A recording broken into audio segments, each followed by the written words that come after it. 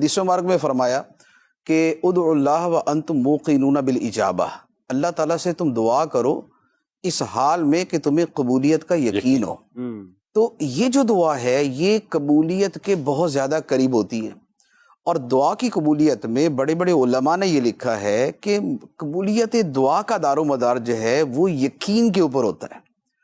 جس کا یقین جتنا مضبوط ہے اس کی دعا اتنی زیادہ قبول ہوتی ہے۔ بلکہ حضرت بایزید بستامی رحمۃ اللہ علیہ کا ایک واقعہ میں نے پڑھا، آپ نے فرمایا کہ مجھے اب برسوں مجاہدوں کے بعد یہ پتا چلا کہ سارے مرتبے یقین سے طے ہوتے ہیں۔ واہ واہ واہ، جتنے مرتبے ہیں سارے یقین سے طے ہوتے ہیں، ولایت اور معرفت اور قرب الہی کی منزلیں۔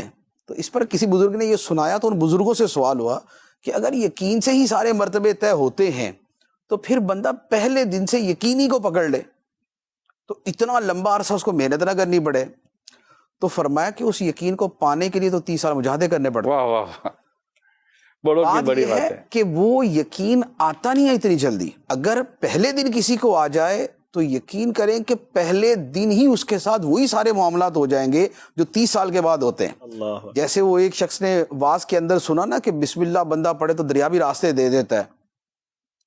اب بیان کرنے والے کو وہ یقین نہیں تھا، سننے والے کو آ گیا، تو سننے والا جو ہے وہ روزانہ دریا کنارے جا کے جو ہے نا وہ بسم اللہ شریف پڑھتا، دریا راستہ دیتا، گزر جاتا۔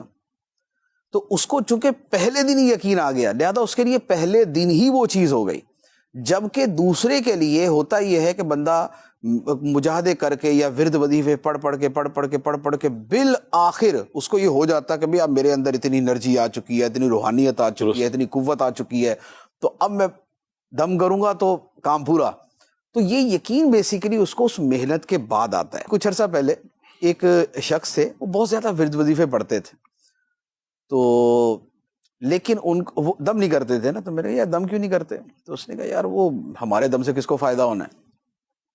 میں نے کہا بھائی جتنا تم نے پڑھ لیا ہے نا، تمہارے اندر جو انرجی جمع ہے تم ہی پھٹ جاؤ گے کسی دن، تو تم دم کرنا۔ اچھا، اس کو چونکہ میری بات پر اس کو اعتماد تھا کہ میں پٹ نہ جاؤں، نہیں دم کام دم پر اتنا دم کام کرے گا۔ اس نے واقعی ایک ٹھیک ٹھاک قسم کے مریض کو دم کیا، مریض کھڑا ہو گیا الحمدللہ۔ تو مجھے بعد میں وہ ملا کہ واہ مفتی صاحب واقعی میرے اندر بہت انرجی ہے۔